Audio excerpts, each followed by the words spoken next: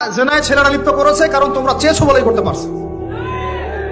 তুমি ফিতনা না ছড়াতা, তুমি বেহায়ের মতো বাইরে বের না হতা, তুমি তোমার চুল খোলা না রাখতা, তুমি তোমার পোশাক ঠিক রাখতা, তোমার কথা ঠিক রাখতা, তোমার কথার মধ্যে মানে শক্তি রাখতা, মিষ্টি মিষ্টি প্রলোভন দিতা না, বাইকের পিছনে বসতা না, চটপটি ফুচকা খাইতা না, এখানে ওখানে আড্ডা মারতা না, কোনো ছেলে তোমার কাছে আসতে পারতো না। তোমরা এই কাজ করেছো, ছেলে আসতে পেরেছে। আপনারা তো কিছু হইলে ছেলেদেরকেই দোষ দেন। ছেলেরা তো এমনি আকর্ষিত হবেই। আমি একজন ছেলে হিসেবে বলতেছি এটা না তো বিষয়টা।